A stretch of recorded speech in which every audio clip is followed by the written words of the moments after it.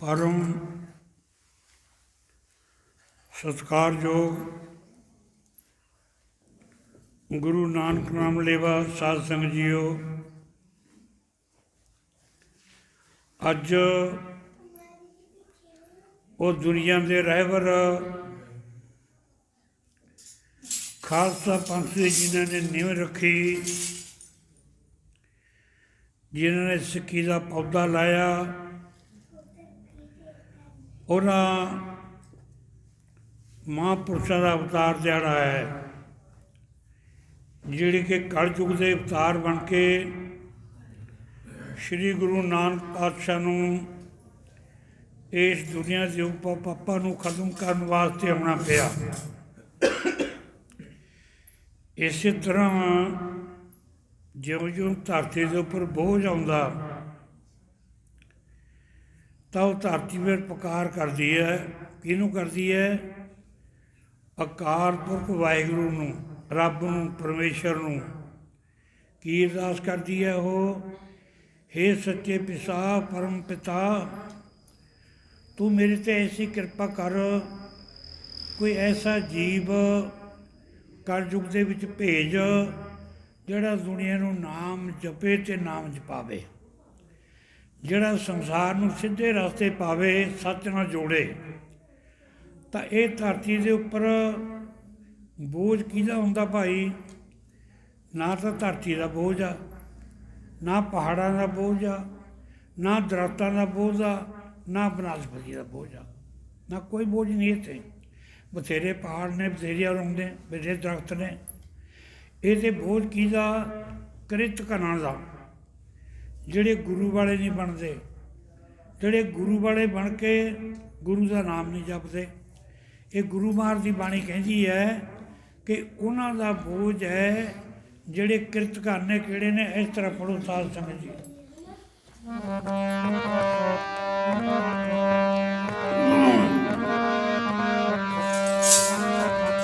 ਕੋਈ ਧਰਤੀ ਪਾਰ ਨਾ ਚੱਲਦੀ ਮਨ ਮੁਖ ਬੰਦਿਆਂ ਦਾ, ਧਰਤੀ ਪਾਰ ਨਾ ਚੱਲਦੀ ਮਨ ਮੁਖ ਬੰਦਿਆਂ ਦਾ, ਧਰਤੀ ਪਾਰ ਨਾ ਚੱਲਦੀ ਮਨ ਮੁਖ ਬੰਦਿਆਂ ਦਾ, ਧਰਤੀ ਪਾਰ ਨਾ ਚੱਲਦੀ ਮਨ ਮੁਖ ਬੰਦਿਆਂ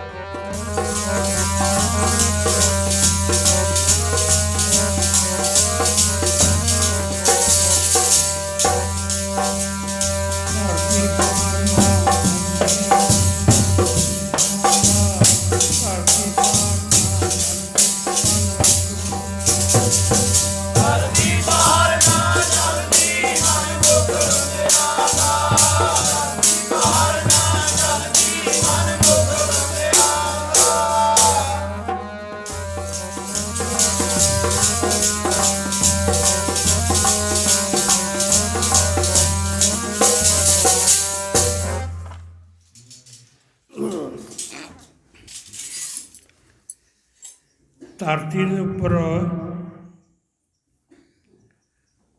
ਕੋਈ ਪਹਾੜਾਂ ਦਾ ਬੋਝ ਨਹੀਂ ਹੈ, ਦਰਖਤਾਂ ਦਾ ਬੋਝ ਨਹੀਂ ਹੈ, ਜਿੰਨੀ ਬਨਸਪਤੀ ਹੈ ਉਹਦਾ ਬੋਝ ਨਹੀਂ ਹੈ। ਬੋਝ ਕਿਹਦਾ? ਜਿਹੜੇ ਮਨਮੁਖ ਬੰਦੇ ਨੇ। ਮਨਮੁਖ ਬੰਦੇ ਕੌਣ ਨੇ? ਜਿਹੜੇ ਬੇਗੁਰੇ ਨੇ। ਬੇਗੁਰੇ ਤੇ ਮਨਮੁਖ ਬੰਦੇ ਤੇ ਪਾਪੀ ਬੰਦੇ, ਝੂਠ ਬੋਲਣ ਵਾਲੇ ਬੰਦੇ, ਇਹਨਾਂ ਦਾ ਬੋਝ ਧਰਤੀ ਦੇ ਉੱਪਰ ਹੈ। ਤਾਂ ਅੱਜ ਤੋਂ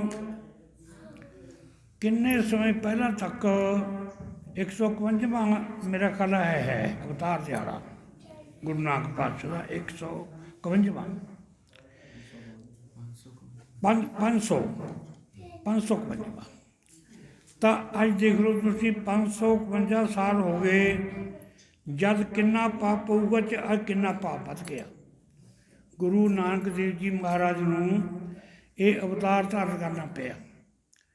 ਤਾਂ ਫਿਰ ਉਹ ਸਮੇਂ ਜਦੋਂ ਧਰਤੀ ਨੇ ਪੁਕਾਰ ਕੀਤੀ ਔਰ ਧਰਤੀ ਦੀ ਪੁਕਾਰ ਜਦੋਂ ਰੱਬ ਨੇ ਪਰਮੇਸ਼ਰ ਨੇ ਸੁਣਨਾ ਕੀਤੀ ਤਾਂ ਉੱਧਰ ਰਾਏ ਭੌਂ ਦੀ ਤਲਵੰਡੀ, ਇਹ ਪਾਕਿਸਤਾਨ ਦੇ ਵਿੱਚ ਹੈ, ਰਾਏ ਭੌਂ ਦੀ ਤਲਵੰਡੀ ਮਹਿਤਾ ਕਾਲੂ ਮਾਤਾ ਤ੍ਰਿਪਤਾ ਜੀ ਔਰ ਚਾਚਾ ਲਾਲੂ, ਇਹ ਮਹਿਤਾ ਕਾਲੂ ਦੇ ਘਰ ਜਨਮ ਲੈਣਾ ਪਿਆ।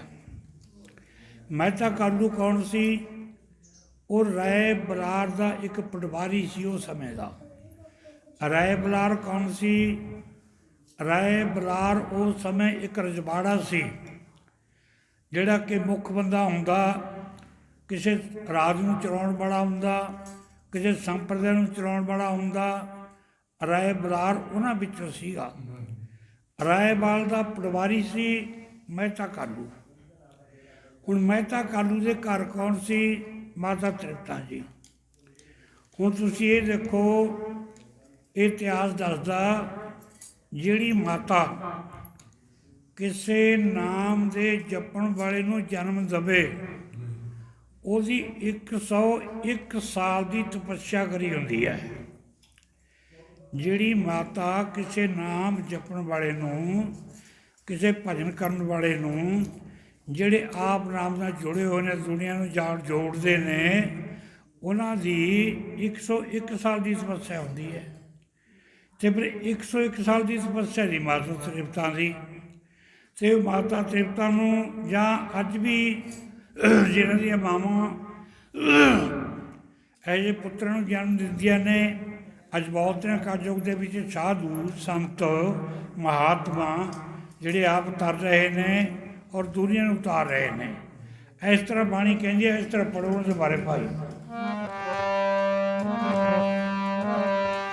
ਧੰਨ ਧੰਨ ਨੇ ਉਹਨਾਂ ਦੀਆਂ ਮਾਵਾਂ, ਉਹ ਜਿਨ੍ਹਾਂ ਦੇ ਪੁੱਤਰ ਨਾਮ ਜਪਦੇ।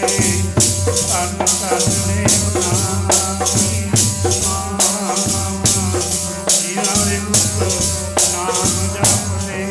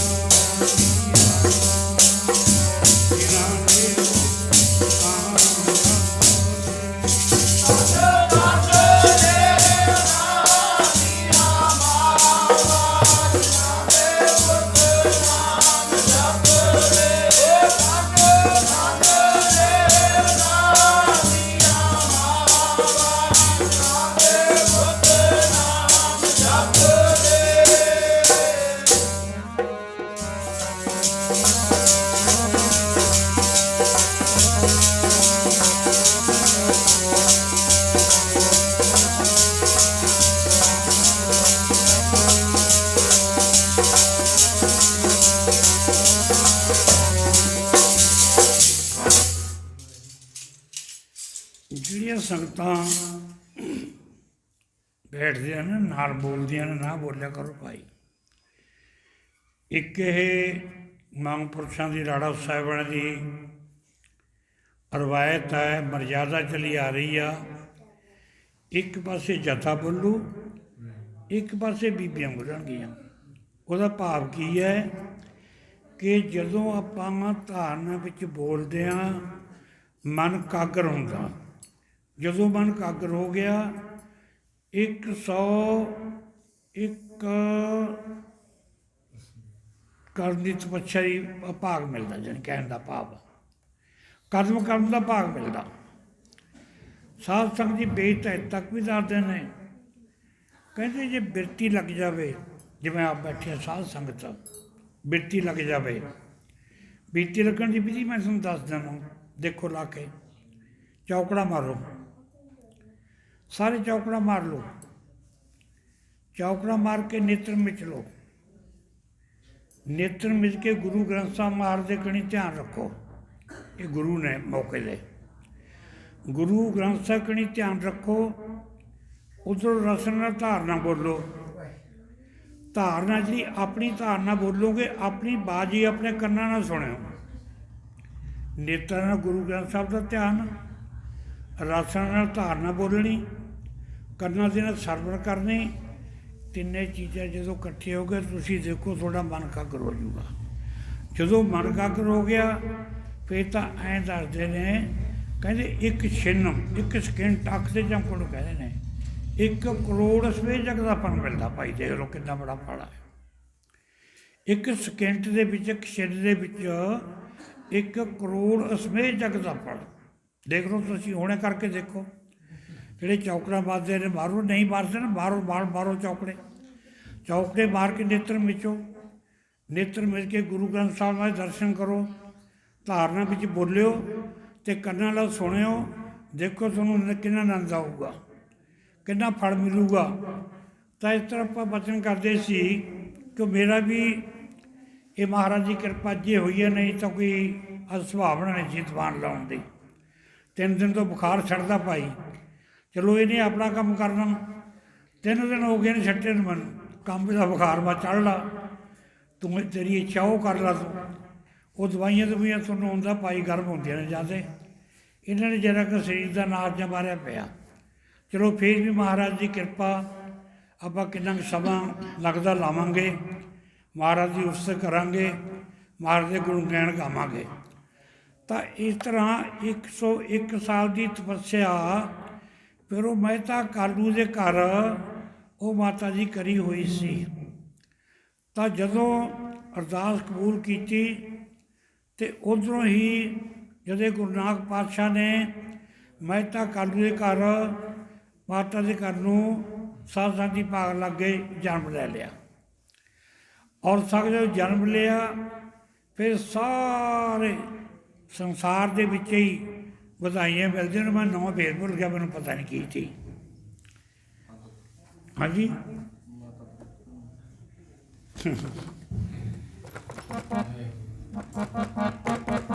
ਚਲੋ ਆਪਾਂ ਮਾਤਾ ਰਸਤਨਾ ਮੇਰੀਆਂ ਵਧਾਈਆਂ, ਮਾਤਾ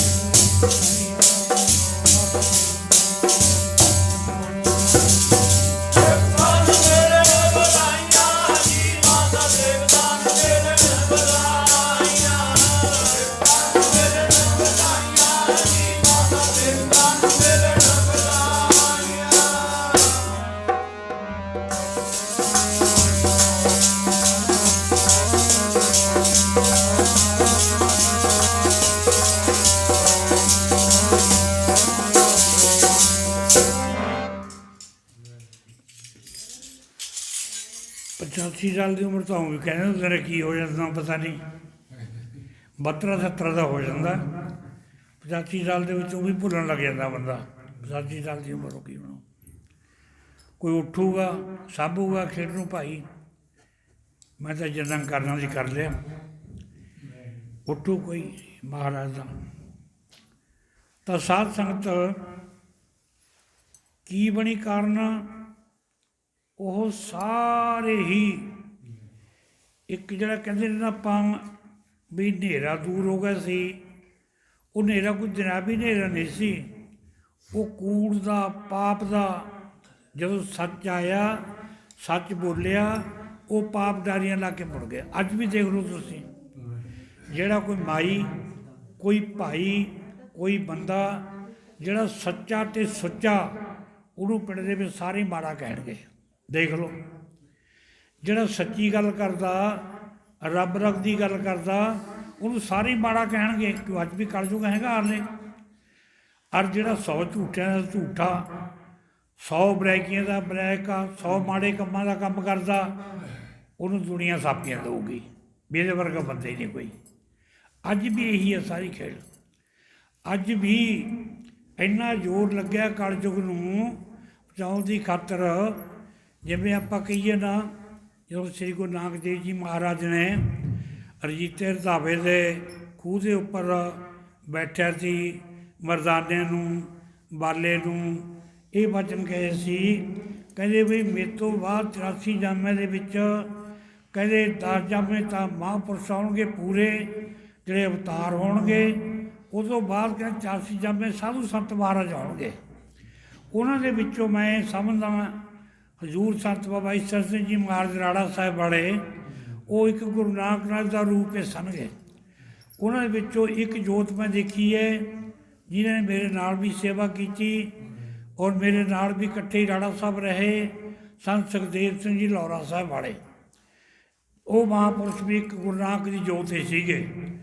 ਔਰ ਇਸ ਤਰ੍ਹਾਂ ਸਾਧ ਸੰਗਤ ਅੱਜ ਵੀ ਜਿਹੜੇ ਸਾਧੂ ਸੰਤ ਮਹਾਤਮਾ ਸੱਚ ਨਾਲ ਜੋੜਦੇ ਨੇ, ਨਾਮ ਜਪਦੇ ਨੇ, ਨਾਮ ਜਪਾਉਂਦੇ ਨੇ, ਅਤੇ ਉਹ ਅੱਜ ਉਹ 84 ਜਾਮਿਆਂ ਵਿੱਚੋਂ ਇੱਕ ਗੁਰੂ ਨਾਨਕ ਦਾ ਰੂਪ ਨੇ।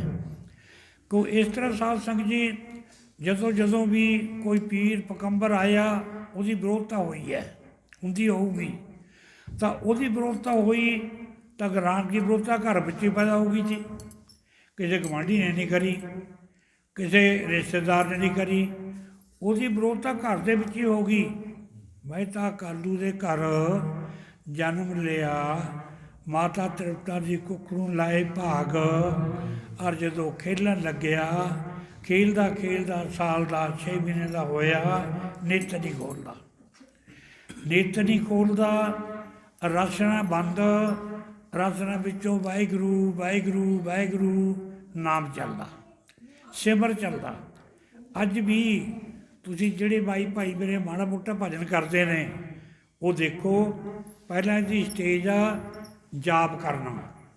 ਜਾਪ ਕਰਨਾ ਅੱਧਾ ਘੰਟਾ 20 ਮਿੰਟ ਬੈਠ ਗਏ, 2 ਘੰਟੇ ਬੈਠ ਗਏ, ਇੰਨੀਆਂ ਮਾਲਾ ਕਰ ਲਈਆਂ, ਇੰਨੀਆਂ ਮਾਲਾ ਕਰ ਲਈਆਂ, ਇਹਨੂੰ ਕਹਿੰਦੇ ਨੇ ਜਾਪ। ਜਦੋਂ ਜਾਪ ਕਰਦੇ ਕਰਦੇ ਬਿਰਤੀ ਬਣ ਜੇ, ਫਿਰ ਜੱਪਾ ਚੱਲ ਪੈਂਦਾ। ਜਿਹੜਾ ਜੱਪਾ ਚੱਲਦਾ, ਉਹਦੇ ਵਿੱਚ ਬੁੱਲ੍ਹ ਨਹੀਂ ਲਾਉਣੇ ਪੈਂਦੇ, ਉਹਦੇ ਵਿੱਚ ਕੰਠ ਨਹੀਂ ਲਾਉਣਾ ਪੈਂਦਾ, ਉਹਦੇ ਵਿੱਚ ਮੂੰਹ ਨਹੀਂ ਲਾਉਣਾ ਪੈਂਦਾ। ਉਹਦੇ ਵਿੱਚ ਸਾਧ ਸੰਗਤ ਜੀ ਇਸ ਤਰ੍ਹਾਂ ਸੁਰ ਦੇ ਨਾਲ ਹੀ ਨਾਮ ਜਪੀ ਦਾ ਕਿਹੜਾ ਚੱਲਦਾ, ਇਸ ਤਰ੍ਹਾਂ ਪੜ੍ਹੋ ਸਾਧ ਸੰਗਤ ਜੀ। ਜਪੋ ਸਤਿਨਾਮ ਸਤਿਨਾਮ ਸਤਿਨਾਮ ਜੀ, ਵਾਹਿਗੁਰੂ ਵਾਹਿਗੁਰੂ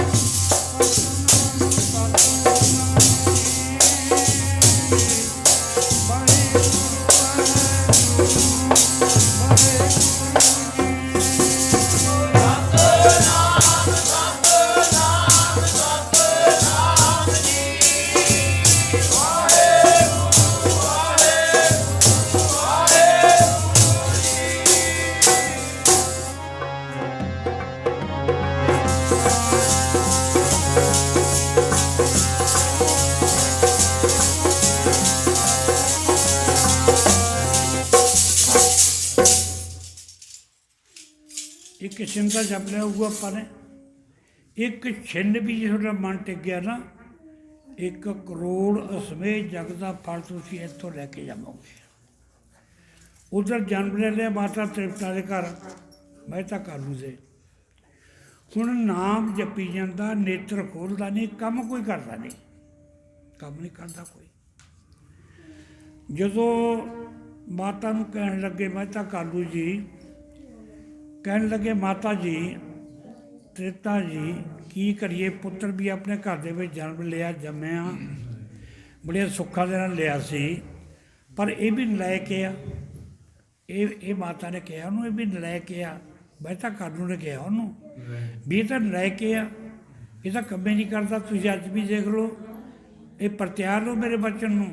ਜਿਹੜਾ ਬੱਚਾ ਕਿਸੇ ਪਰਿਵਾਰ ਦੇ ਵਿੱਚੋਂ ਗੁਰਦੁਆਰੇ ਜਾਣ ਲੱਗ ਜਾਵੇ, ਸਤ ਸੰਗਤ ਕਰਨ ਲੱਗ ਜਾਵੇ, ਕਿਸੇ ਸਾਧੂ ਦੀ ਸੰਗਤ ਕਰਨ ਲੱਗ ਜਾਵੇ, ਉਹਨੂੰ ਸਾਰੇ ਕਹਿਣਗੇ ਤਾਂ ਨਲਾਇਕ ਆ, ਇਹ ਤਾਂ ਵਿਹਲਿਆਂ ਦਾ ਵਿਹਲਾ, ਇਹ ਤਾਂ 100 ਵਿਹਲਿਆਂ ਦਾ ਵਿਹਲਾ, ਸਾਰੇ ਕਹਿਣਗੇ। ਜਿਹੜਾ ਬਾਹਰੋਂ 100 ਲਾਂਭੇ ਲਿਆਵੇ ਉਹਨੂੰ ਕਹਿੰਦੇ ਨੇ ਇਹਦੇ ਵਰਗਾ ਤਾਂ ਮੁੰਡੇ ਨਹੀਂ ਸਾਡਾ ਕੋਈ। ਅੱਜ ਵੀ ਇਹ ਰੀਤੀ ਚੱਲਦੀ ਆ। ਅਤੇ ਸਾਧ ਸੰਗਤ ਜੀ ਇਹ ਬਿਰਲੇ ਨੇ, ਅੱਜ ਜਿਹੜੇ ਚੋਲੇ ਪਾਏ ਹੋਏ ਨੇ, ਇਹ ਬਿਰਲੀ ਆਤਮਾ ਨੇ ਜਿਹੜੀਆਂ ਦਰ ਦੇ ਉੱਪਰ ਇਹ ਅੱਜ ਨਾਮ ਜਪਦਿਆਂ, ਨਾਮ ਜਪਾਉਂਦੀਆਂ ਨੇ।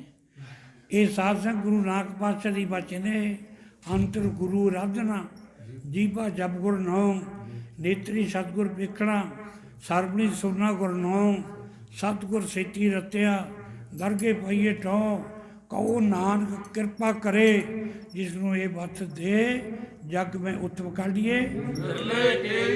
ਇਹ ਬਚਨ ਇੱਦਾਂ ਦੇ ਗੁਰਬਾਣੀ ਦੇ ਕਹੇ ਸਾਧ ਸੰਗਤ।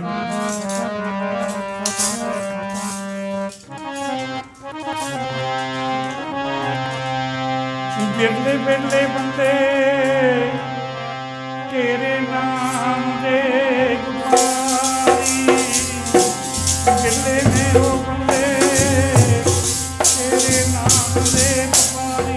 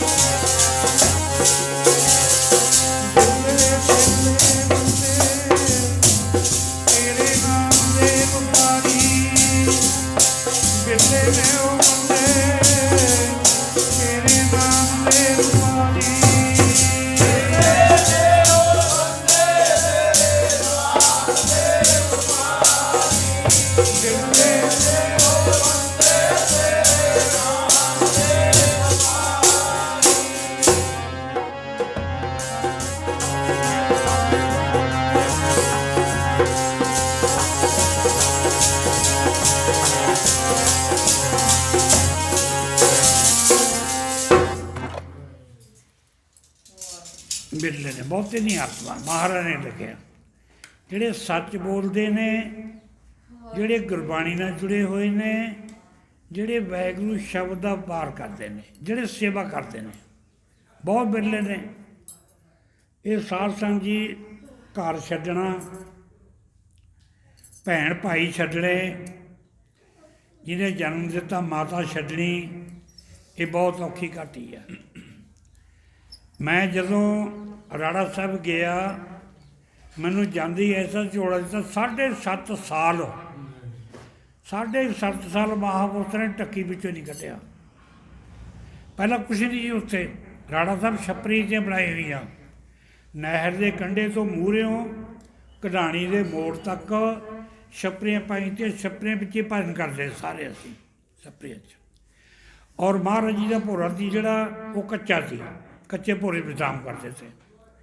ਤਾਂ ਸਾਧ ਸੰਗਤ ਜੀ 7.5 ਸਾਲ ਜਦੋਂ ਮੇਰਾ ਭੋਗ ਪਾਤਾ ਵੀ ਕਿਧਰੇ ਗਿਆ ਸੀ, ਛੱਡ ਗਿਆ।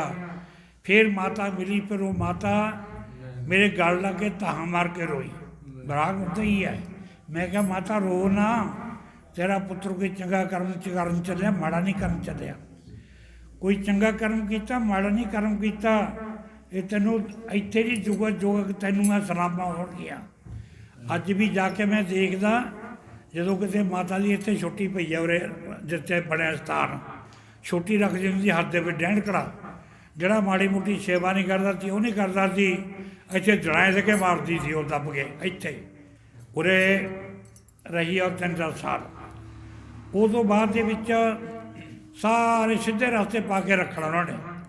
ਅੱਜ ਵੀ ਜਦੋਂ ਮੈਂ ਉੱਥੇ ਦੇਖਦਾ, ਜਾਂਦੀ ਆ ਧਰਮਰਾ ਦਾ ਪਾਣੀ ਛੱਡ ਕੇ ਪੈਰੀ ਫੜ ਲੈਂਦਾ।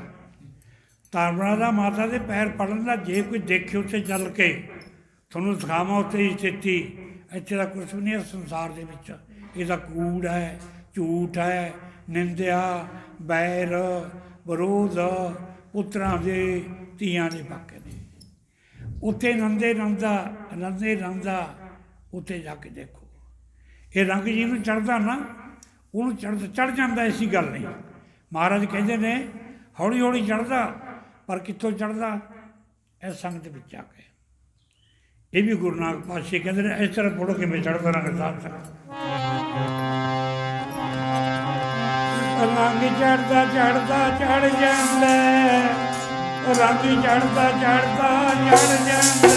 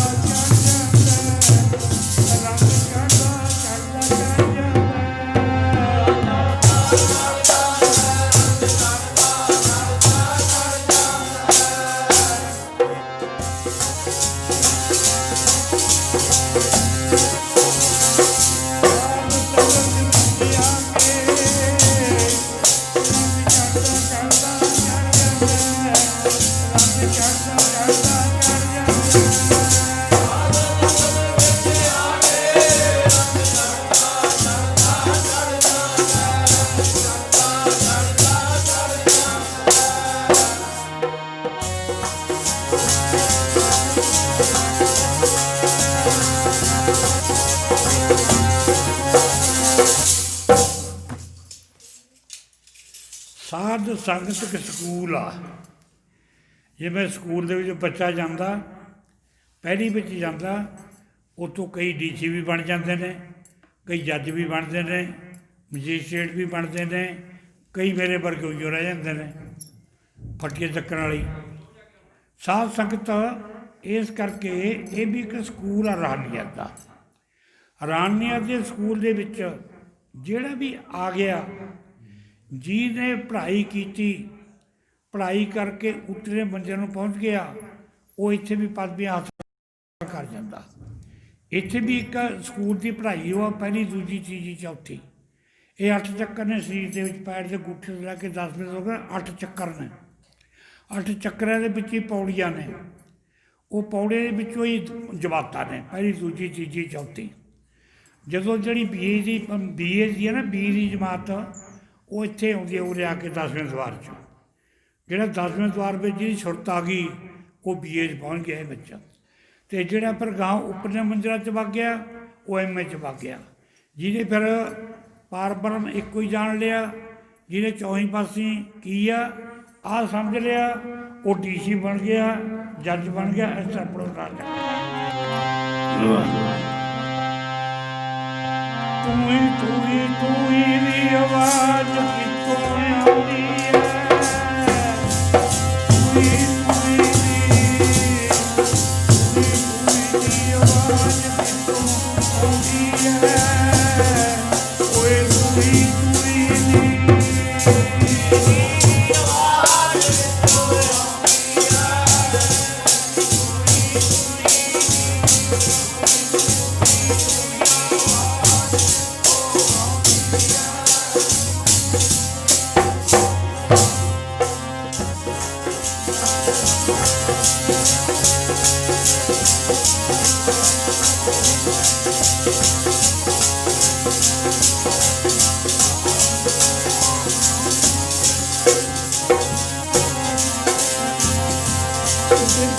ਦੇਖਾ ਤੂੰ ਹੀ ਮੈਂ ਜਿੱਧਰ ਦੇਖਾ ਤੂੰ ਹੀ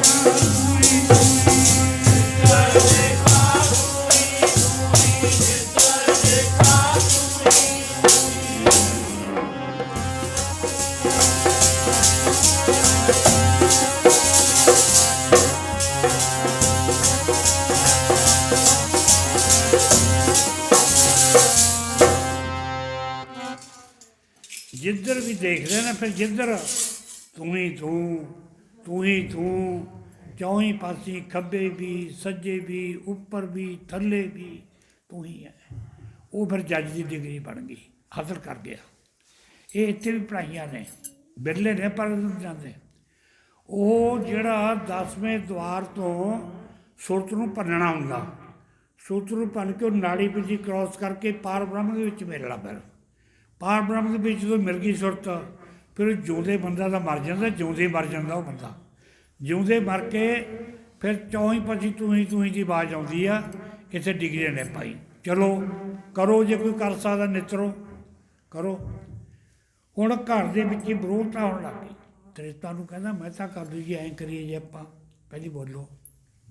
ਦੋਨੇ ਸਲਾਹ ਕਰਦੇ ਨੇ, ਜੇ ਆਪਾਂ ਇਹਨੂੰ ਵਿਆਹ ਦਈਏ, ਕਹਿੰਦੀ ਗੱਲ ਤਾਂ ਠੀਕ ਆ, ਜਦੋਂ ਜ਼ਿੰਮੇਵਾਰੀ ਹੋਊਗੀ ਆਪੀ ਚੱਕੂਗਾ, ਆਪੀ ਜਦੋਂ ਘਰ ਦਾ ਨੂਨ ਤੇਲ ਲਿਆਉਣਾ ਪਊਗਾ, ਆਪੀ ਕੰਮ ਕਰੂਗਾ। ਕਹਿੰਦੀ ਪਰ ਐਂ ਕਰਦੇ ਹਾਂ, ਆਪਾਂ ਨੂੰ ਵਿਆਹ ਦਿਓ। ਉਹ ਫਿਰ ਗੁਰੂ ਨਾਨਕ ਦੇਵ ਜੀ ਮਹਾਰਾਜ ਦਾ ਜਦੋਂ ਬਟਾਲੇ ਵਿਆਹ ਕੀਤਾ, ਵਿਆਹ ਕਰਕੇ ਉਹ ਮਾਤਾ ਜੀ ਘਰ ਦੇ ਵਿੱਚ ਆਈ। ਉਹਦੇ ਨਾਲ ਵੀ ਜ਼ਿਆਦਾ ਉਹ ਤਾਂ ਮਾੜਾ ਮੋਟਾ ਹੀ ਇਹਦਾ ਕੰਮ ਵੇਚਦਾ, ਉਹ 24 ਘੰਟੇ ਨਹੀਂ ਖੋਲ੍ਹਦੀ। ਉਹ ਤਾਂ ਕਿਤੇ ਖੋਲ੍ਹ ਵੀ ਲੈਂਦਾ, ਉਹ ਖੋਲ੍ਹਦੀ ਨਹੀਂ, ਮਾਤਾ ਨਹੀਂ ਛੱਡਦੀ, ਮਾੜਾ ਨਹੀਂ ਛੱਡਦੀ ਆਪਦੇ ਵਿੱਚੋਂ। ਦੋਨੇ ਇੱਕ ਮਿਲ ਗਏ, ਫਿਰ ਬੜਾ ਕੰਮ ਹੋ ਗਿਆ, ਕਲੇਸ਼ ਪੈ ਗਿਆ। ਮੈਂ ਤਾਂ ਕੱਲ੍ਹ ਨੂੰ ਕਹਿੰਦਾ ਮੈਂ ਕੀ ਕਰਾਂ, ਨੌਕਰੀ ਮੇਰੀ ਪਟਵਾਰਖਾਨੇ ਦੀ ਆ, ਅੱਗੇ ਇੱਕ ਨੂੰ ਖਿਲਾਉਣਾ ਪੈ ਗਿਆ, ਹੁਣ 2 ਨੂੰ ਖਿਲਾਉਣਾ ਪੈ ਗਿਆ। ਕਾਹਦਾ ਜੰਮ ਲਿਆ ਪੁੱਤ, ਨਲਾਇਕ ਪੁੱਤ ਜੰਮ ਲਿਆ, ਗੁਰੂ ਨਾਨਕ ਨੂੰ ਕਿਹਾ ਨਲਾਇਕ ਜੰਮ ਲਿਆ। ਨਲਾਇਕ ਇਹਦੇ ਘਰ ਵਾਲੀ ਆ ਗਈ, ਕਹਿੰਦੇ ਫਿਰ ਕੀ ਕਰੀਏ ਹੁਣ? ਇੱਕ ਸਕੀਮ ਬਣਾਈ, ਕਹਿੰਦੇ ਐਂ ਕਰੋ ਇਹਨੂੰ 20 ਰੁਪਈਏ ਦਿੰਦੇ ਆ, 20 ਰੁਪਈਏ ਦੇ ਕੇ ਇਹਨੂੰ ਕਹਿੰਦੇ ਸੌਦਾ ਲਿਆ, ਘਰ ਦੇ ਵਿੱਚ ਦੁਕਾਨ ਖਿਲਾਉਣੇ ਆ, ਨਾਲੇ ਤਾਂ ਦੁਕਾਨ ਖੋਲੂਗਾ, ਨਾਲੇ ਆਪਣਾ ਘਰ ਦਾ ਕੰਮ ਕਰੀ ਜਾਊਗਾ, ਨਨਾਣ 'ਚ ਪੀ ਜਾਊਗਾ, ਆਪਣਾ ਖਰਚਾ ਤਾਂ ਕੱਢੂਗਾ। ਮਾਤਾ ਤ੍ਰਿਪਤਾ ਜੀ ਕਹਿੰਦੇ ਠੀਕ ਆ, ਮੈਂ ਤਾਂ ਘਰ ਨੂੰ ਕਹਿੰਦਾ ਗੁਰੂ ਨਾਨਕ ਉਰੇ ਆ ਜਾ ਬਈ, ਸੱਦ ਲਿਆ। ਮਰਦਾਨੇ ਨੂੰ ਕਹਿੰਦਾ ਤੂੰ ਵੀ ਉਰੇ ਆ ਜਾ ਬਈ, ਸੱਦ ਲਿਆ। ਬਾਲੇ ਨੂੰ ਕਹਿੰਦਾ ਤੂੰ ਵੀ ਆ ਜਾ। ਬਾਲਾ ਇਹਦਾ 7 ਜਨਮਾਂ ਦਾ ਸਾਥੀ ਸੀ, ਜਿਹੜਾ ਮਰਦਾਨਾ ਸੀ ਉਹ ਕੁਝ ਜਨਮਾਂ ਦਾ ਲੈ ਲਈ ਤਿਹਾਰੇ ਦੀ ਵਾਸਤਾ ਨਹੀਂ ਸੀ ਬਣੀ। ਉਹ ਤਾਂ ਕਈ ਵਾਰੀ ਜਦੋਂ ਕਸਵੱਟੀ ਲਾਉਂਦੇ ਨਾ ਗੁਰੂ ਨਾਨਕ ਦੇਵ ਜੀ ਮਾੜੀ ਜੀ ਜਦੋਂ ਰਬਾਬ ਮਾਰਦੇ ਭਾ ਕੇ ਚੱਕ ਆਪਣੀ ਰਬਾਬ, ਇਹ ਜਿਹੜਾ ਬਾਲਾ ਸੀ 7 ਜਨਮ ਦੀ ਭਗਤੀ ਸੀ, ਚੌਰ ਚੱਲਦਾ ਸੀ ਮਹਾਰਾਜ ਪਿੱਛੇ। ਤਾਂ ਕਹਿੰਦੇ ਐਂ ਕਰੋ ਬਈ, ਕਹਿੰਦੇ ਮਰਦਾਨਿਆਂ ਵੀ ਇਹ ਅਸੀਂ ਨਾਨਕ ਨੂੰ ਦਿੰਦੇ ਹਾਂ 20 ਰੁਪਈਏ, 20 ਰੁਪਏ ਨਾਨਕ ਨੂੰ ਨਹੀਂ ਅਸੀਂ ਫੜਾਉਂਦੇ। ਕਹਿੰਦੇ ਇਹਨੂੰ ਨਹੀਂ ਫੜਾਉਂਦੇ ਅਸੀਂ, ਕਹਿੰਦੇ ਪੈਸੇ ਤੁਹਾਨੂੰ ਫੜਾਉਂਦੇ ਆ, ਤੁਸੀਂ ਇਹਨੂੰ ਸੌਦਾ ਲਿਆ ਕੇ ਦਿਓ, ਸੌਦਾ ਲਿਆ ਕੇ ਦੁਕਾਨ ਖਿਲਾਓ, ਦੁਕਾਨ ਖਿਲਾ ਕੇ ਆਪਣਾ ਕੰਮ ਕਰੇ, ਨਾਲੇ ਵਾਹਿਗੁਰੂ ਦਾ ਨਾਮ ਜਪੇ, ਨਾਲੇ ਸਾਡੇ ਕੋਲੋਂ ਕਲਿੰਡਰ ਟੜੇ। ਇਹ ਕਹੇ ਨੇ ਬੱਚਿਆਂ ਦਾ ਗੁਰੂ ਨਾਨਕ ਦੇ ਮਾਤਾ ਪਿਤਾ ਨੇ। ਅੱਜ ਤਾਂ ਫਿਰ ਕਹਿਣਾ ਹੀ ਕਹਿਣਾ ਭਾਈ। ਤਾਂ ਸਾਧ ਸੰਗਤ ਜੀ ਜਦੋਂ 20 ਰੁਪਏ ਦਾ ਸੌਦਾ ਲੈਣ ਵਾਗੇ, ਚੂੜਕਾਣਾ ਇੱਕ ਸ਼ਹਿਰ ਨਾਲ ਹੀ ਚੂੜਕਾਣਾ, ਚੂੜਕਾਣੇ ਗਏ ਸੌਦਾ ਲੈਣਾ, 20 ਰੁਪਏ ਦਾ ਸੌਦਾ ਲੈ ਲਿਆ। 20 ਰੁਪਏ ਉਸ ਦੇ ਟਾਈਮ 20 ਲੱਖ ਦੇ ਤੇ, ਅੱਜ ਦਾ ਜਿਹੜਾ 20 ਲੱਖ ਰੁਪਈਆ ਹੋਵੇ, 20 ਰੁਪਏ ਉਸਦੇ 20 ਲੱਖ ਦੇ ਸੀਗੇ, ਉਹਦੀ ਵੈਲਿਊ ਸੀ ਗੱਲ। ਹੁਣ ਸੌਦਾ ਲੈ ਲਿਆ, ਸਮਾਨ ਲੈ ਲਿਆ, ਗੱਡੇ ਭਰ ਕੇ ਲਿਆਂਦੇ, ਗੱਡੇ ਭਰ ਕੇ ਆ ਰਹੇ ਨੇ, ਆਟਾ ਨੂਣ ਤੇਲ ਸਭ ਕੁਝ ਆ ਰਿਹਾ। ਆਉਂਦੇ ਆਉਂਦੇ ਰਸਤੇ ਵਿੱਚ ਕੀ ਦੇਖਦੇ ਨੇ, ਇੱਕ ਸਾਧੂਆਂ ਦੀ ਮੰਡਲੀ ਬੈਠੀ ਆ, ਨੇਤਰ ਵਿਚੇ ਹੋਏ ਨੇ, ਸਮਾਧੀਆਂ ਲੱਗੀਆਂ ਹੋਈਆਂ ਨੇ। ਗੁਰੂ ਨਾਨਕ ਪਾਤਸ਼ਾਹ ਦੇ ਕੋਲ ਬੈਠ ਗਏ, ਪਰਾਂ ਬੈਠੇ ਰਹੇ। ਉਹ ਸਮਾਧੀਆਂ ਲੱਗੀਆਂ, 10 ਨੂੰ ਸੁਰ ਚੜ੍ਹੀ ਹੋਈ ਆ, ਸਮਾਧੀਆਂ ਨਾ ਖੋਲ੍ਹੀਆਂ, ਬੈਠੇ ਰਹੇ। ਜਦੋਂ ਸਮਾਧੀਆਂ ਖੋਲ੍ਹੀਆਂ, ਗੁਰੂ ਨਾਨਕ ਦੇਵ ਜੀ ਬਾਹਰ ਨੇ 7 ਰਹਿਣ ਜੀ ਦੇ ਚਰਨ ਫੜੇ ਨੇ। ਇਹ ਹੁਣ ਤਾਂ ਇਤਿਹਾਸਕਾਰ ਕਈ ਜਾਂਦੇ ਨੇ ਕਿਵੇਂ ਆ ਜੀ, ਕਿਵੇਂ ਆ ਜੀ, ਕਿਵੇਂ ਆ ਜੀ, ਕੋਈ ਗੁਰੂ ਨਹੀਂ, ਕੋਈ ਚੇਲਾ ਨਹੀਂ, ਸੰਤ ਰਹਿਣ ਜੀ ਦੇ ਚਰਨ ਫੜੇ ਨੇ ਗੁਰੂ ਨਾਨਕ ਪਾਤਸ਼ਾਹ ਨੇ। ਬਚਪਨ ਸੀ ਜਦੋਂ ਚਰਨ ਫੜੇ, ਚਰਨ ਫੜ ਕੇ ਕੀ ਵਚਨ ਕੀਤੇ, ਕਹਿੰਦੇ ਮਹਾਤਮਾ ਜੀ ਤੁਸੀਂ ਜੰਗਲ ਦੇ ਵਿੱਚ ਬੈਠੇ ਹੋ, ਮੈਂ ਤੁਹਾਨੂੰ ਬੈਠਾ ਦੇਖਦਾ, ਤੁਹਾਡਾ ਅੰਗ ਨਹੀਂ ਹਿਲਦਾ ਕੋਈ, ਤੁਹਾਡਾ ਅੱਖ ਨਹੀਂ ਝਪਕਦੀ ਕੋਈ, ਨੇਤਰ ਤੁਹਾਡੇ ਵਿੱਚੇ ਹੋਏ ਨੇ, ਤੁਸੀਂ ਬੈਠੇ ਹੋ 8 ਪੈਰ ਮੈਨੂੰ ਹੋ ਕੇ ਦੇਖਦੇ ਨੂੰ, ਤੁਹਾਡਾ ਖਾਣਾ ਤੁਹਾਡਾ ਪੀਣਾ ਕੋਈ ਪ੍ਰਬੰਧ ਹੈਗਾ? ਸੰਤ ਰਹਿਣ ਜੀ ਕਹਿੰਦੇ ਬੱਚਾ, ਕਹਿੰਦੇ ਸਾਡਾ ਤਾਂ ਪਰਾਲਾ ਬੱਤਿਆ, ਜਿਹੜੀ ਪਰਾਲਾ ਸਾਡੀ ਲਿਖੀ ਹੈ ਉਹ ਆ ਜੂਗੀ, ਜਿਹੜੀ ਨਹੀਂ ਲਿਖੀ ਹੋਈ ਅਸੀਂ ਮੰਗਦੇ ਨਹੀਂ ਕਿਸੇ ਤੋਂ, ਨਾ ਅਸੀਂ ਕਿਸੇ ਨੂੰ ਮੰਗ ਨਹੀਂ ਪਾਉਂਦੇ। ਗੁਰੂ ਨਾਨਕ ਦੇਵ ਜੀ ਕਹਿਲ ਹੋ ਗਏ, ਖੁਦਾ ਰੱਬੇ ਸੀਗੇ, ਇੰਨੇ ਕਹਿਲ ਹੋਏ, ਕਹਿੰਦੇ ਵੀ ਐਂ ਘਰ ਬਾਲਿਆ, ਕਹਿੰਦੇ ਦੱਸੋ ਜੀ, ਕਹਿੰਦੇ ਜੇ ਆਪਾਂ ਇਹੀ ਜਿਹੜਾ 20 ਰੁਪਏ ਦਾ ਸੌਦਾ ਇੱਥੇ ਭੁੱਖੇ ਸਾਧੂ ਨੂੰ ਲੰਗਰ ਛਕਾਈਏ ਆਪਾਂ, ਕਹਿੰਦੇ ਵੀ ਦੇਖ ਲਾ ਤੂੰ ਤਾਂ ਗਾਲਾਂ ਖਾਵੇਂਗਾ, ਨਾਲ ਸਾਨੂੰ ਵੀ ਖਿਲਾਵੇਂਗਾ, ਤੇਰਾ ਬਾਪ ਹੈਗਾ ਅੜਬ, ਤੇਰੇ ਡੰਡੇ ਮਾਰੂਗਾ, ਤੈਨੂੰ ਗਾਲਾਂ ਕੱਢੂਗਾ, ਸਾਨੂੰ ਦਿੱਤੇ ਨੇ ਉਹਨੇ ਪੈਸੇ, ਜ਼ਿੰਮੇਵਾਰੀ ਹੈ ਸਾਡੀ, ਬਈ ਸਾਡੇ ਨਾਲ ਤੂੰ ਗਾਲਾਂ ਪਵਾ ਦੀ ਕਿਤੇ। ਕਹਿੰਦਾ ਕੁਛ ਨਹੀਂ ਆਉਂਦਾ, ਸੱਚਾ ਕੰਮ ਕਰਨ ਦੇ ਵਿੱਚ ਕੌਣ ਨਹੀਂ ਕਰਨੀ ਚਾਹੀਦੀ। ਕਹਿੰਦਾ ਇਹ ਇਤਿਹਾਸ ਵੀ ਦੱਸਦਾ ਭਾਈ, ਜੇ ਕੋਈ ਪੁੰਨ ਕਰਨਾ ਹੋਵੇ ਨਾ, ਦਾਨ ਕਰਨਾ ਹੋਵੇ, ਇਹ ਮਨ ਨੂੰ ਕਦੇ ਨਾ ਪੁੱਛੋ। ਜੇ ਚੰਗੇ ਪਾਸੇ ਜਾਣਾ ਹੋਵੇ, ਇਹ ਮਨ ਨੂੰ ਪੁੱਛੋ, ਕਦੇ ਨਹੀਂ ਜਾਣ ਦਊਗਾ, ਤੁਹਾਨੂੰ ਜ਼ੋਰ ਲਾ ਲਓ। ਤੁਸੀਂ ਦੇਖ ਲਓ, ਪੁਰਾਣੀ ਜਗ੍ਹਾ ਸੇਵਾ ਕਰਨੀ ਆ, ਉੱਥੇ ਗੁਰਦੁਆਰੇ ਜਾਣਾ, ਇਹ ਮਨ ਕਹੂਗਾ ਛੱਡ ਕੀ ਲੈਣਾ, ਠੰਡਾ ਸੇਵਾ ਤਾਂ ਕਰਦੇ ਹਾਂ, ਕੱਲ੍ਹ ਨੂੰ ਕਰ ਲਾਂਗੇ, ਪਰਸੋਂ ਕਰ ਲਾਂਗੇ, ਮਨ ਇੱਦਾਂ ਕਹੂਗਾ।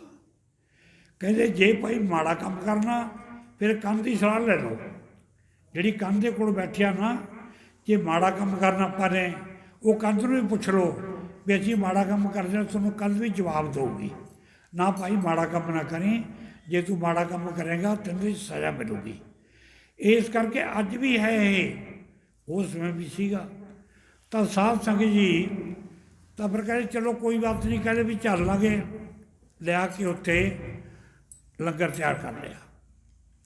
ਲੰਗਰ ਤਿਆਰ ਕਰਕੇ ਸ਼੍ਰੀ ਗੁਰੂ ਨਾਨਕ ਪਾਤਸ਼ਾਹ ਨੇ ਤੁਹਾਨੂੰ ਸਰੂਪ ਦੇਖੇ ਵੀ ਕਈ ਜਗ੍ਹਾ 'ਤੇ ਹੈਗੇ ਨੇ, ਬਚਪਨ ਦੇ ਵਿੱਚ ਆਪ ਪ੍ਰਸ਼ਾਦਾ ਛਕਾਉਂਦੇ ਨੇ ਸਾਧੂਆਂ ਨੂੰ, ਭੁੱਖੇ ਸਾਧੂਆਂ ਨੂੰ। ਇਸ ਤਰ੍ਹਾਂ ਗੁਰੂ ਨਾਨਕ ਜੀ ਸ਼ਬਦਾਂ ਸਿਖਾਉਂਦਾ, ਇੱਦਾਂ ਪੜ੍ਹੋ ਸਾਰਾ ਜੀ। ਲੰਗਰ ਛਕਾਵੇ ਨਾਨਕ ਭੁੱਖੇ ਸਾਧੂਆਂ, ਲੰਗਰ ਛਕਾਵੇ ਨਾਨਕ ਭੁੱਖੇ ਸਾਧੂਆਂ,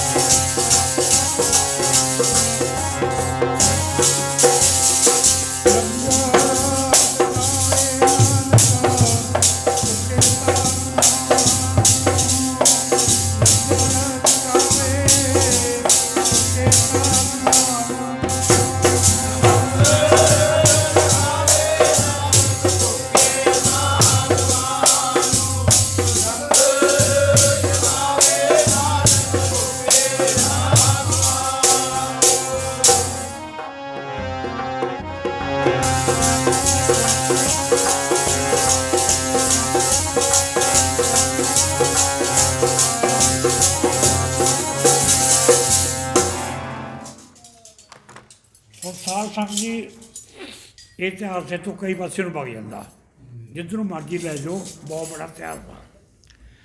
ਤਾਂ ਗੁਰੂ ਨਾਨਕ ਦੇਵ ਜੀ ਕਹਿੰਦੇ ਵੀ ਐਂ ਕਰੋ, ਕਹਿੰਦੇ ਮੈਂ ਤਾਂ ਬਹਿਣਾ ਜੀਤੇ ਰੰਧਾਵੇ ਦੇ ਖੂਹ ਦੇ ਉੱਪਰ, ਕਹਿੰਦੇ ਤੁਸੀਂ ਜਾਓ। ਮਰਦਾਨਾ ਕਹਿੰਦਾ ਸਾਨੂੰ ਇਹ ਕਹਿੰਦਾ ਖੂਹ ਛੱਡਦਾ, ਕਹਿੰਦਾ ਪਹਿਲਾਂ ਆਪ ਤਾਂ ਕੀ ਕਹਿੰਦੇ ਸਾਨੂੰ ਪਹਿਲਾਂ ਖੂਹ ਛੱਡਦਾ। ਗੁਰੂ ਨਾਨਕ ਕਹਿੰਦਾ ਤੁਸੀਂ ਜਾਓ ਤਾਂ ਸਹੀ, ਮੈਂ ਉਰੇ ਬੈਠਦਾ, ਤੁਸੀਂ ਜਾਓ, ਕੁਝ ਨਹੀਂ ਕਹਿੰਦਾ। ਬਾਗੇ ਉੱਧਰੋਂ ਮੈਂ ਤਾਂ ਕੱਲ੍ਹ ਨੂੰ ਦੇਖਦਾ ਕਿੱਥੇ ਗੱਡੇ ਆਉਂਦੇ ਨੇ, ਕਿੱਥੇ ਸੌਦਾ ਆਉਂਦਾ, ਕਦ ਨਾਨਕ ਆਉਂਦਾ, ਗਰਮ ਹੋਇਆ ਪਿਆ, ਕਾਲਾ ਪਿਆਰ ਹੋਇਆ ਪਿਆ ਪੂਰਾ। ਜਦੋਂ ਆਏ ਬਾਲਾ ਤੇ ਮਰਦਾਨਾ, ਉਹਨਾਂ ਨੂੰ ਕੁੱਝ ਕੇ ਪੈ ਗਿਆ। ਇੱਕ ਸਾਹ ਦੇ ਵਿੱਚ 100 ਗਾਲ ਕੱਢੀ, ਕਹਿੰਦੇ ਕਿੱਥੇ ਆਓ, ਲਿਆਓ ਬੁਲਾ ਕੇ ਉਹਨੂੰ। ਹੁਣ ਕੀ ਕਹਿਣ ਵਿਚਾਰੇ, ਡੰਡੇ ਪੈਂਦੇ ਨੇ। ਹੁਣ ਸਾਧ ਸੰਗਤ ਜੀ ਜਦੋਂ ਜਾ ਕੇ ਦੱਸਿਆ, ਕਹਿੰਦੇ ਉਹ ਤਾਂ ਜੀਤੇ ਦਾ ਦੇ ਖੂਹ 'ਤੇ ਬੈਠਾ।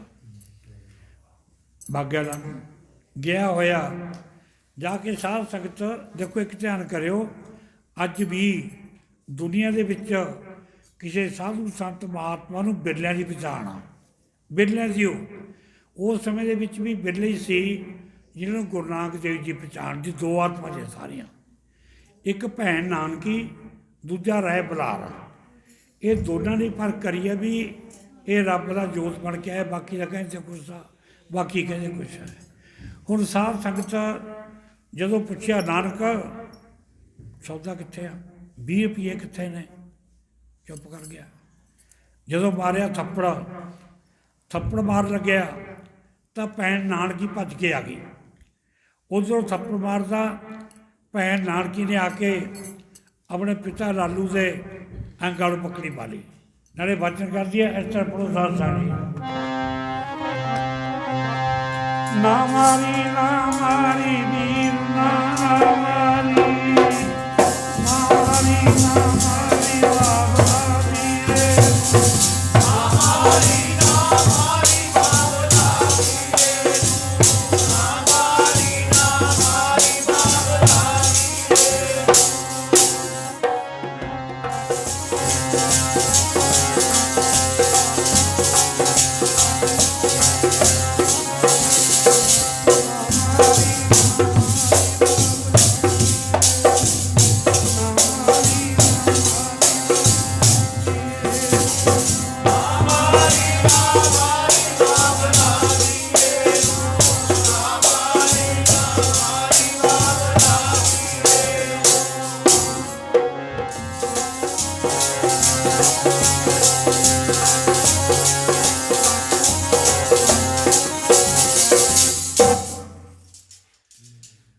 ਕਹਿੰਦੀ ਪਿਤਾ ਜੀ ਇਹ ਮੇਰਾ ਵੀਰ ਨਿਰੰਕਾਰ ਦੀ ਜੋਤ ਹੈ, ਇਹ ਨਾ ਮਾਰਿਓ ਨਾ ਮਾਰ।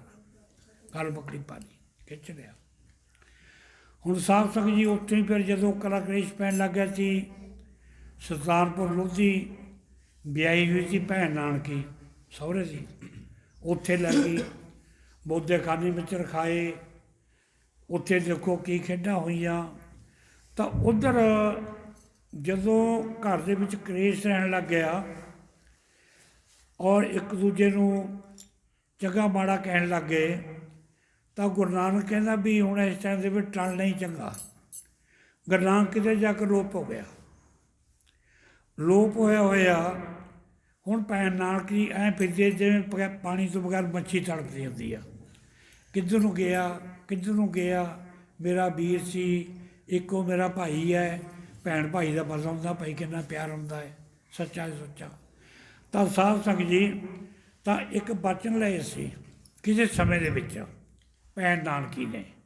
ਕਹਿੰਦੀ ਵੀਰਾ, ਕਹਿੰਦੀ ਜੇ ਤੂੰ ਕਿਸੇ ਸਮੇਂ ਦੇ ਵਿੱਚ ਕੀ ਪਤਾ ਤੂੰ ਕਿਹੜੇ ਜੰਗਲਾਂ ਨੂੰ ਵਗ ਜੇ, ਕਿੱਧਰ ਵਗ ਜਾਵੇਂ, ਮੈਨੂੰ ਤੇਰੀ ਲੋੜ ਹੋਵੇ, ਮੈਨੂੰ ਕੋਈ ਤੇਰਾ ਦੁੱਖ ਸੁੱਖ ਦੇ ਵਿੱਚ ਮਿਲਣਾ ਹੋਵੇ, ਮੈਨੂੰ ਕੋਈ ਦੱਸ ਕੋਈ ਰਸਤਾ ਮਿਲਦਾ। ਕਹਿੰਦੇ ਐਂ ਕਰੀ ਭੈਣ, ਕਹਿੰਦਾ ਮੈਨੂੰ ਯਾਦ ਕਰਕੇ ਆਟਾ ਗੁੰਨਣ ਲੱਗ ਜੀ।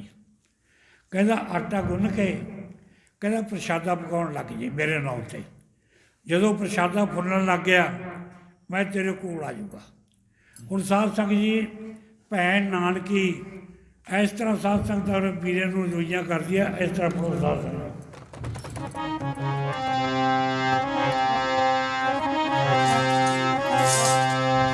ਘਰ ਆ ਜਾ ਵੀਰ ਨਾ ਵੇ, ਤੇਰੀ ਭੈਣ ਔਂਸੀਆਂ ਪਾਉਂਦੀ। ਘਰ ਆ ਜਾ ਵੀਰ ਨਾ ਵੇ, ਤੇਰੀ ਭੈਣ ਔਂਸੀਆਂ ਪਾਉਂਦੀ।